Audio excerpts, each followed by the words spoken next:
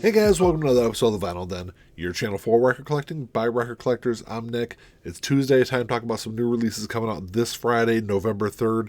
There's about 600 albums coming out this week. I got 14 on my list for today. There's a bunch of links down below. Make sure you go check them out. There's links for the Vinyl Den Facebook group, for the merch page, for the Spotify and Apple Music playlist that we put together every week, and the Patreon page. Make sure you go check all that out. Of course, if you enjoyed the episode, make sure you give me a thumbs up. Hit that subscribe button down below. Make sure you hit that notification bell so you're notified every time I release new episodes. Like I said in the intro, there's about 600 albums coming out this week. I'm only going to talk about 14 on the show for today, so if there's something I don't talk about today, make sure you drop me a comment down below. Let me know what you're looking forward to picking up this week. And like always, if you're unable to find any of these in your local brick and mortar stores, I'll put links down below in the comments. All these will be available online. And then also what I do is I've been putting together this like extended list. So if you go down the link comments, there should be about 30 or 40 titles I list down there. So the release I'm really looking forward to this week is this new single from the Beatles, Now and Then. They're billing this as the last song by the Beatles, which I kind of feel like the last time they did that, it was kind of presented the same kind of way, but I guess we'll always see what eventually comes out. But, this is, like I said, really looking forward to this one. I'm not the biggest Beatles fan, but I do love all their music, or a lot of their music. So it's definitely one I'm actually not going to pick this up. I'll kind of get to that here in a second, though. So there's a couple different ways this is going to be available. This is going to be available as a 7-inch, which is going to run you about $20. It's on. There's a clear version of it. There's a blue version of it, and I'm assuming there's probably also a black version also. And then there's a 12-inch single version that's going to run you about $23 or $24 online. To be honest, if I'm going to grab one, I would grab the 12-inch over the 7-inch because I'm not a big fan of 7-inch albums, even though the content on them is going to be the same. But why I say I'm not going to pick this up this week is because this song is going to be available next week when they reissue the expanded version of the red and blue albums. I've got those on pre-order already, so I don't really need a 7-inch that I'm really not going to listen to. So the way the background on this song goes is this was all written and demoed by John Lennon in I think it was the mid-70s when he worked on this, and then it was shelved after that. And then they took that, and then they took some session guitar work that George Harrison did in the mid-90s, incorporated that into the song, even though it says elements from that recording session. So I really don't know what exactly George Harrison's role in the song was. And then, of course, Paul McCartney and Ringo Starr both recorded their new parts. Put all this together, and you're getting a new Beatles song, which is really cool. I think, like I said, it's one I'm looking forward to. The B-side on this, I think it's kind of cool how they did the B-side. It's not really B-side. I guess it's a double A side is what it really is. So they're pairing the last Beatles song with the first Beatles song, Love Me Do. So I think it's kind of cool how they packaged all that together for the 7-inch. Like I said, I'm going to get the expanded edition of the red and blue albums next week, so I'll have a copy of it on there. So I'll skip that the 7-inch this week. And then another album I'm really looking forward to. This is Dirty Honey, Can't Find the Breaks. This is their new album, their second album. When their debut album came out in 2021, I absolutely love that album. So this is one I'm definitely looking forward to picking up this week. It's I hope it's kind of the same vein as their debut album. Their debut album had this like really strong, almost like a Black Crowes kind of vibe to it. I really dug it. I thought it was a really great album. I'm interested to see what they do on this next one, though. It's going to run you about $20 online. So as far as like new albums go, it's a pretty great price for an album. There's a big box set coming out this week. This is Billy Joel, The Collection Volume 2. This is a new 11 LP box set that they put together to celebrate the last part of Billy Joel's incredible career. It's going to run you about $300 online. This has his last 7 or his final 7 studio albums in there. So you got Glass Houses, The Nylon Curtain, An Innocent Man, The Bridge, Stormfront, River of Dreams, and then Fantasies and Delusions, which I don't think Fantasies and Delusions has ever been available on vinyl before. So if you're a big Billy Joel fan, I think it's a big bonus because you're finally getting that a copy of that album. And then this also includes Live from Long Island, which is a triple LP. I don't think it's ever been available in any kind of physical format before. I think it's just been available digitally. So like I said, it's another big bonus there. So this is comes with a big 60-page booklet. It's all newly remastered. I'm sure it's going to sound fantastic. I think I'm just kind of a casual Billy Joel fan, especially like I like some of the stuff from the '70s. I think it's probably my favorite period from Billy Joel. I do have a couple of these albums on vinyl. I think they released a couple of them. Walmart did an exclusive like series. I think it was like 6 or 7 albums that they released last year on vinyl. So I'm kind of good with what I've got from his career. So, but like I said, if you're a big fan, I know there's a couple people in the Vinyl Dead Facebook group that are really looking forward to that release this week.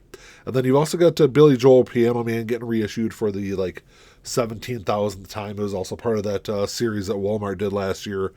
It's going to run you about $26 online. It was released back in '73. It was a second studio album, celebrating its 50th anniversary release. This was like his big breakthrough album, the album that really kind of made Billy Joel really. And it's I think it's probably, off the top of my head, it's probably my favorite album of his. It's got some of his biggest tracks on there. Of course, Piano Man is the one song that he's really known for. It's so I mean, $26.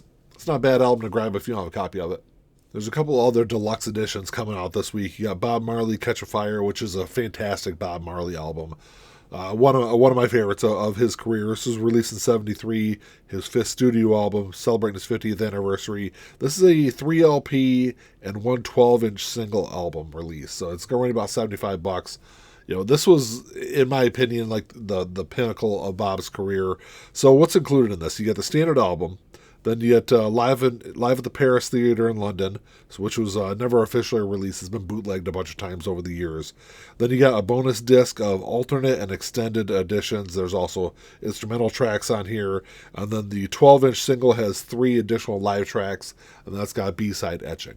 Looks like a pretty cool release. $75. I think it's kind of a lot for me, but what I wish they really would have done with this release, if you're going to celebrate the 50th anniversary of this great album, they should have re-released it with the original packaging for the album. So I'll put a picture up if I can find it online. But the original packaging was, the sleeve was a hinged Zippo lighter that would open up, which I thought was really cool. They did, it was one of those albums from the '70s that had some really kind of innovative design work with the album jacket. Like I said, I wish they would have reissued it for this album. I think it would have been, even with $75, had they done that Zippo lighter packaging, I probably would have picked it up. I do have a standard copy of this album. That's why I said I'm not gonna grab this one, even though there's some additional content in here. But I don't think that live show is really enough to make me want to grab a copy of it this week. But it like I said, had they had the original packaging, I definitely would have been in for it. And then you get Cher Believe coming out this week, released back in 1998. It was her 22nd studio album. I had no clue that she had that many solo albums at that point in her career. Celebrating his 25th anniversary, this is a triple LP release. It's on sea blue and light blue vinyl. It's going to run you about $90. If you don't know what this album is, this was the album that, like it or hate it, kind of introduced the world to autotune with the title track Believe. And it was a huge track. It was like all over the place. I still hear it played pretty regularly today. And the second and third LP has alternate versions and remixes of songs off this album. It's all newly remastered. I'm sure it's going to sound great. Next week you get the reissue of the debut album from Coheed and Cambria coming out, the second stage Turbine Blade. Released back in 2002, like I said, it's their debut album. It's going to run you about $30 online. So the last time this was pressed, I think, was 2011. And then earlier this year, they did a 20th anniversary release of this album. I know the 20th anniversary was last year, but they did that release earlier this year. And I think it was like there's 4 color variants that they released. And I think all 4 of them were pretty limited. And then, so I think this is like the standard white or black release that's finally coming out this week. So, that'd be a great one to grab. And then you got Dave Matthews Band, Before These Crowded Streets, coming out. This was released back in 1998. It was their 3rd studio album. It's celebrating its 25th anniversary. It's a 2 LP release. It's going to be running about $40 online. This was an album that it continued the huge success that they had with their first 2 albums. This thing went on to sell over 4 million copies here in the U.S. It was Billboard #1 there for a while. Like I said, a huge album. I think so. The 2 big tracks that were on this album, there were 2 #1 singles. Don't Drink the Water, and then Stay. And then this version was actually cut by Chris Bellman, which Chris has been doing over the last, quite a few years now, been doing some of the best cuts out there on vinyl. So if you're a Dave Matthews Band fan, I think this is a great one to grab, because I think this is going to be one of the best sounding versions of this album. couple of great looking jazz releases coming out this week. They're both part of the Blue Note Tone Poet series, which Blue Note has released so many great jazz albums as part of the Tone Poet series and the Classic series releases over the last few years. So many great albums I would never got a chance to check out had it not been for Blue Note doing those. But the first one is Kenny Burrell, KB Blues. So this was recorded back in 1957. But it wasn't released until 1979. And when it was released, it was only released as part of the Blue Note Japanese label. So I'm not really sure what the backstory is on all that. And then I know it was also part of the, I think it was 2000 they released it was called Introducing Kenny Burrell, like the early Blue Note series or the original Blue Note series sessions. I think was what it was called. It was part of that CD set when it came out. But that's about I think that's the only time that's ever been available. There's a great lineup on this on the set though. You got Horace Silver, Hank Mobley, Doug Watkins, Lewis Hayes. It's all mastered by Kevin Gray from the original analog tapes. It's pressed to RTI. I'm sure this thing's gonna sound great. For me, though, Kenny Burrell's kind of hit or miss. Some of his guitar work, I don't know. It's one that I'll have to go through and dig a little deeper on this release before I decide to grab it. It's going to run you, it's a little cheaper than a standard Topo release, though. It's going to run you about $34 online.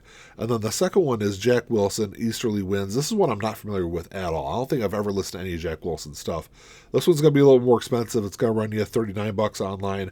Released back in 1968. Like I said, same thing with that last release. It's all cut by Kevin Gray, pressed to RTI. Comes in a nice premium gatefold jacket. So, like I said, same thing with that Kenny Burrell album.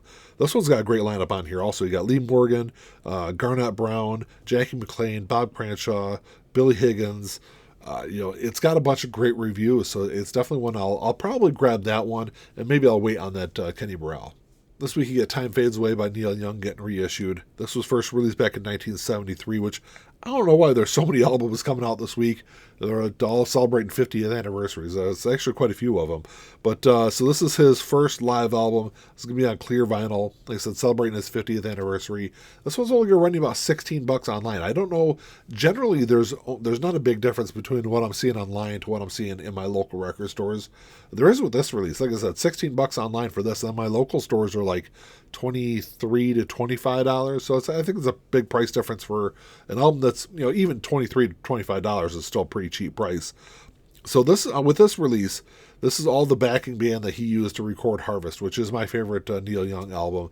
Absolutely love that album. And this is all previously unreleased material also. So you're getting all new stuff from that same great band. But to celebrate the album's 50th anniversary, there is a bonus track included on this, which is The Last Trip to Tulsa, which I'm unfamiliar with that song. So it's it's definitely one that I'm going to grab this week just because I love that period from Neil. I think it's going to be a good release. And then you've also got Oasis, the Masterplan, getting reissued this week. Released back in 1998. This is a compilation of B-sides that wasn't included on their first 3 studio albums. So it's, and the funny thing was about this album, initially it was only supposed to be released here in the U.S. and I think Japan were the only 2 places it was going to get released because all the tracks on here were all available in Europe as singles. And then the album blew up and it went to number 2 in the UK. I think it hit number 51 here in the US. There's a couple of big tracks that came off of it, but it's going to run you about $40. This is going to be on silver vinyl. It's a double LP. It would go on to sell over 3 million copies worldwide. So, like I said, a bigger release, and it ended up being bigger than the band even thought it was going to be. The next album is one, I think it's kind of along the same lines as that Coheed and Cambria release, where it's getting a wider standard black release this week. But this is Run DMC, Down with the King. This was first released back in 1993. It was their 6th studio album. It's going to run you about $33 online. So there was a 30th anniversary release of this album that came out, I think it was in August. I think it was, like mid-part of August when it came out. It was on black and white vinyl. So it was on split vinyl, and it was limited to 1,993 copies. So it's kind of goes along with the year it was released. But this one, I think this is just a wider standard black release. And I don't see where this is limited. I don't see where this is listed as being on colored vinyl either. So I'm assuming it's getting that wider release like that Coheed and Cambria album. With this album in particular, though, it was interesting because it was kind of a change for Run DMC. They kind of changed their look. It was kind of an evolution in their sound. It was really well received when the album came out. Hit number 7 on the Billboard charts here in the U.S. Like I said, it's not my favorite Run DMC album, but I think it was kind of a return to form album, I think, in a lot of ways. So you got that coming out this week. And then the last one on the list is Sum 41, All the Good Shit, 14 solid gold hits, 2001 to 2008. This one's going to run you about $24 online. This was released back in 2009. This is the greatest hits compilation from that early period in the band's career. I think it was their first 4 studio albums. It's got 14 tracks off of there. I think it's all the singles off those first 4 albums. And I got this one on pre-order already because I'm not the biggest Sum 41 fan. I really like their first 2 albums. And then once they started incorporating more like metal and thrash into their sound, even though I would never consider them metal or thrash, but once they had like harder sound to it, they kind of lost me on the last, I think it was like their last 3 albums. So, I'm good with just their first 2 albums, and like I said, I'm getting this compilation this week. It's like they're one of those bands that I don't really need to have everything in their catalog. I think this is a good release for me. Well, that's all you have for today, guys. Thanks for checking the show out. Make sure you drop me a comment down below. Let me know what you're looking forward to picking up this week. Like I said, about 600 albums coming out. I only talked about 14 on the show this week. I think it's going to be a good week for music, though. I'll stream that new Beatles song. Like I said, I'm not going to grab that 7-inch, 12-inch this week because I'm going to get that copy of the expanded editions next week. Definitely getting a copy of that new Dirty Honey album. I'm kind of on the fence about that Kenny Burrell. I'll probably grab that Jack Wilson album. I've already got that Sum 41 album on pre-order. Like I said, I think it's going to be a good week. But let me know what you guys think. If you enjoyed the episode, make sure you give me a thumbs up. Hit that subscribe button down below. That's all I got. Until next time, keep all spinning. Peace.